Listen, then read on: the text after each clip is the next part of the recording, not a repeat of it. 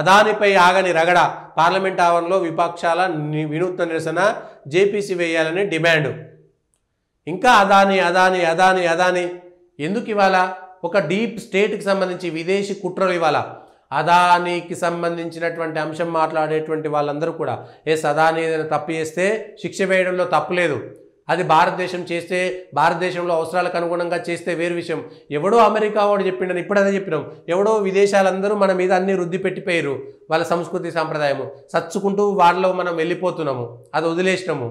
ఇవాళ మళ్ళీ అదానికి సంబంధించి కూడా ప్రతిపక్షాలన్నీ కూడా విదేశీ కుట్రలో భాగంగా ఈ ఆరోపణలు చేస్తున్నాయి. అదానిని సమర్థించడం కాదు, పార్లమెంట్ ఎందుకు వదిలేయాలి? అదాని మీద కేసులు పెడతారు. సెబీ హిండెన్బర్గ్ అనేటువంటి నివేదిక ఇస్తే, వాడి నివేదిక తప్పని మన సెబీ నిరూపిస్తే, సుప్రీంకోర్టు కూడా మన సెబీనే సమర్థిస్తే వాడు తట్టుకోలేకపోయిండు.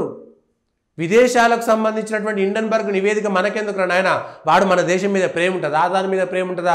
ఈ దేశ ఆర్థిక వ్యవస్థను కుప్పగూల్చి ఈ దేశాన్ని ఆగం చేయాలని చూస్తే వాడికి ఈ దేశం మీద ప్రేమ ఎందుకు ఉంటుంది? వాడి కుట్రలో, వాడి వ్యూహంలో మనం ఎందుకు ఇరుక్కోవాలి? మనం మన దేశం తరపున ఆలోచించాలి, ఏదైనా మన దేశ అభివృద్ధి తరపున ఆలోచించాలి. అదాని తప్పు చేస్తే మన దేశంలో శిక్షలు ఉన్నాయి, అవి అమలు చేసుకుందాము. కానీ అమెరికా వాడి కుట్రకు మనం ఎందుకు బలి కావాలి? ప్రతిపక్షాల నాయకులు విదేశీ శక్తుల యొక్క కుట్రలో భాగస్వామిగా మారినారా? ఆలోచన చేయండి, ఒక్కసారి ఆలోచన చేయండి. మన పార్లమెంట్ సెషన్స్ని ఎవడో అమెరికా వాడి చెప్పు చేతుల్లో, వాడి వార్తలకు అనుకూలంగా మనం ఇవాళ పార్లమెంట్ నడుపుతున్నామంటే సిగ్గుపడాల్సినటువంటి అవసరం, ఇది సిగ్గుపడాల్సినటువంటి అవసరం. మరి అదే అంశం పైన రాహుల్ గాంధీ ఇవాళ బ్రిటన్ పౌరసత్వం అనేటువంటి అంశం పైన ఎందుకు పార్లమెంట్లో మాట్లాడతలేరు? దానిపైన ఎందుకు చెప్పట్లేదు?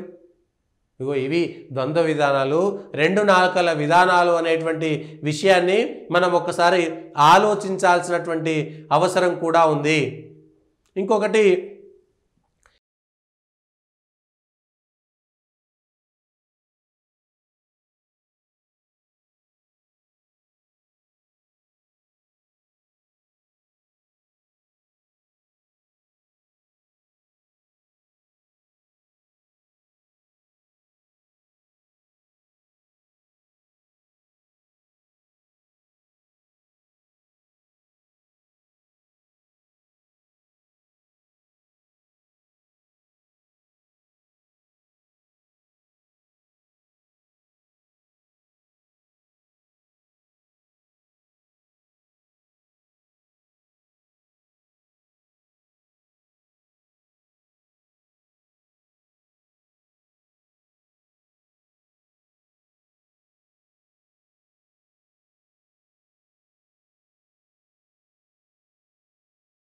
ఈ తెలంగాణ తల్లి విషయంలో బహుజనుల తల్లి అనేటువంటిది కూడా చాలా దారుణం.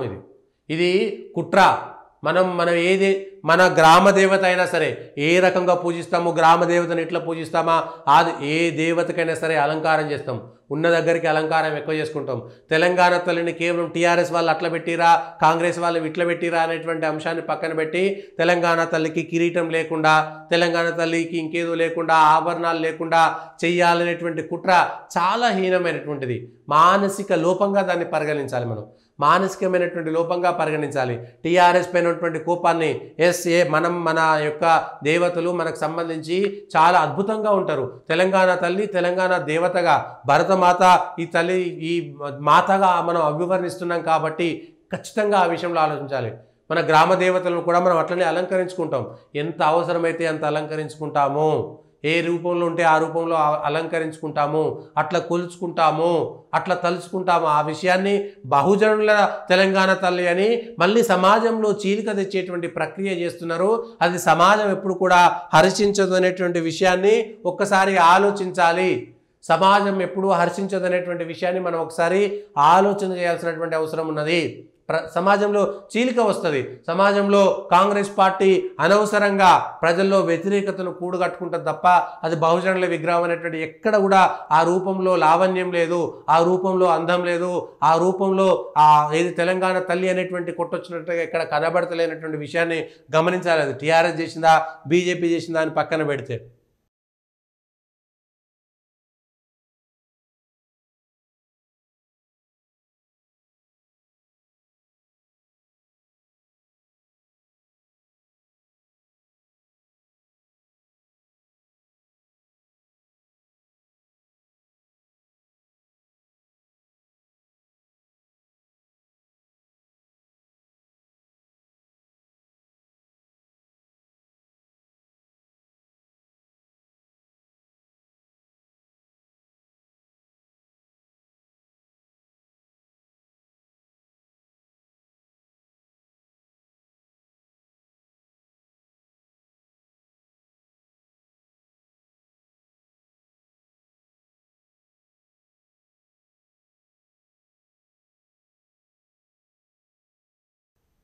ఇందిరమ్మ ఇంటికి ఏదో మోక్షం వచ్చింది పాపం, ఈ 500 చదరపు అడుగులు, గజాలు కాదు, 500 అడుగుల్లో 400 అడుగుల్లో ఏ విధంగా ఇల్లు కట్టుకోవచ్చు అనేటువంటిది ఒక డిజైన్స్ రాష్ట్ర ప్రభుత్వం 3 రకాల డిజైన్స్ విడుదల చేసింది.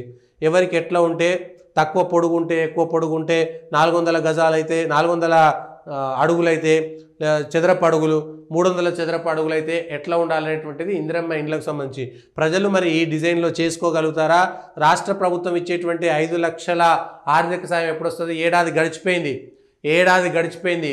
ఈ ఏడాదికి సంబంధించినటువంటి విషయంలో రాష్ట్ర ప్రభుత్వము ఏడాది పట్టింది ఇందిరమ్మ ఇండ్ల యొక్క డిజైన్ రావడానికి. ఇంకా 4 ఏళ్లలో వాళ్ళు చెప్పినటువంటి ఇండ్లు ప్రతి నియోజకవర్గానికి 3500 ఇండ్లు ఏడాదికి కడతామన్నారు. కట్టిరా లేదా? ఆలోచన చేయండి ఒకసారి. ఏడాది గడిచిపోతాయి. మళ్ళా వచ్చేటువంటి ఎన్నికలకు ఏం చేస్తారో చూద్దాం.